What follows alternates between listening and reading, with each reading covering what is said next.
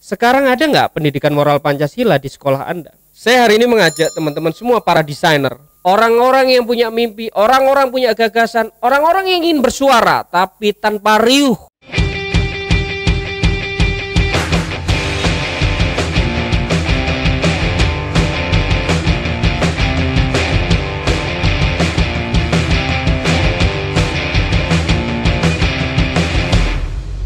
Mari kita mulai.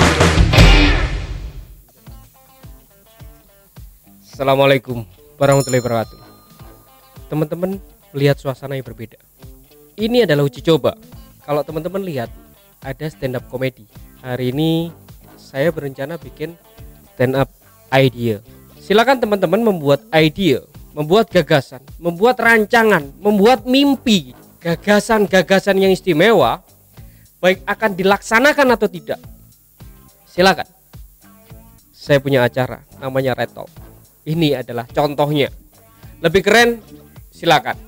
Ini panggung bebas. Kalian bebas untuk berekspresi.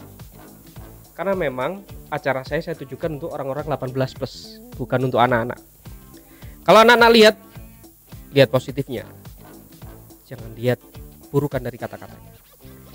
Mungkin usia saya, usia kalian berbeda.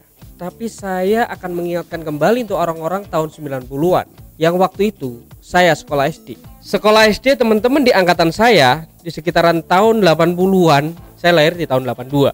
Yang mungkin seumuran saya akan tahu. Teman-teman pernah ingat dong buku pelajaran namanya PMP, Pendidikan Moral Pancasila. Sekarang ada nggak pendidikan moral Pancasila di sekolah Anda? Nggak ada kan? Sekarang udah diganti namanya PPKN. Yang ada bukan tentang moral, yang ada tentang kewarganegaraan. Terus di mana kita dapat moral? Terus di mana kita dapat tahu belajar tentang moral itu? Saya seorang desain komunikasi visual.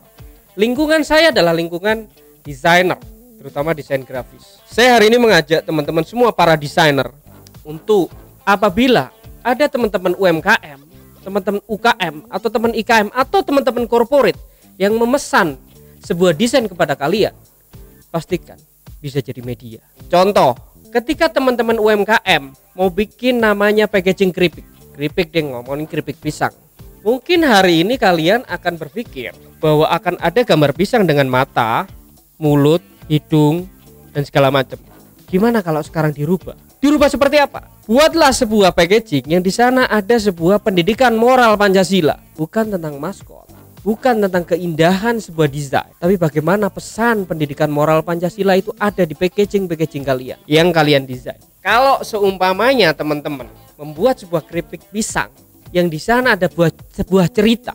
Contoh ceritanya adalah kalau anak-anak melewati orang yang dewasa atau tua, tundukkan tubuhmu. Nun sewu pak. Ada seseorang yang merasa bahwa dirinya kecil dan ada seseorang yang harus kita hormati, yaitu orang tua. Maka di dalam desain komunikasi visual yang ada di packaging kalian itu akan bisa menjadi salah satu hal Anda melakukan perubahan. Perubahan apa? Packaging bukan tentang keindahan, tapi packaging adalah sebuah media untuk pendidikan moral Pancasila. Ada kalau ada anak-anak naik kendaraan, kemudian ada orang yang tua itu mau menyeberang di jalan raya. Kalau zaman dulu saya pendidikan moral Pancasila, apa yang kalian lakukan ketika Anda melihat orang tua mau menyeberang jalan raya? Di buku saya yang pelajari itu, apa yang akan Anda lakukan? Apakah Anda menolong orang tua itu, ataukah Anda membiarkan orang tua itu? Tapi jawabannya adalah, mari kita tolong orang tua itu. Hal-hal itulah, moral-moral itulah yang melekat sampai hari ini pada saya di usia saya yang beranjak semakin dewasa. Saya merasa miris, bukan tentang perubahan masalah moral dan kewarganegaraan, tapi moral hari ini perlu kita sosialisasikan dengan segala banyak cara. Caranya lewat packaging, caranya lewat media apapun. Tugas siapa? Tugas kita sama-sama. Jadi hari ini saya mengajak semuanya orang dalam acara Red Talk hari ini untuk menyuarakan sebuah ide, gagasan, mimpi untuk siapa saja. Siapa? Kalian. Orang-orang yang punya mimpi, orang-orang punya gagasan, orang-orang yang ingin bersuara tapi tanpa riuh seperti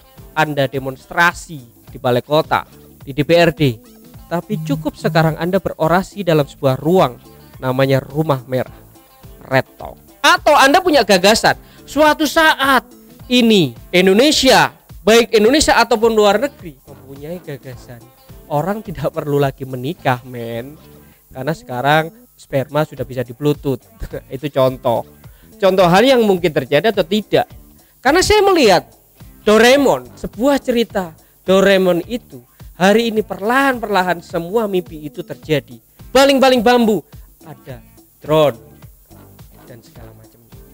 Atau hal-hal lain yang sangat ingin Anda sampaikan. Seperti saya pernah mendengar sebuah cerita di YouTube, informasi di YouTube tentang masalah ganja ternyata bisa untuk mengobati apa? Mengobati apapun. Nah, itu sebuah mimpi, gagasan, ide dan segala macam. Saya mengajak untuk orang-orang semua berpikir cerdas, berpikir masa depan. Kita harus dimulai dari sebuah ide. Dimulai di mana?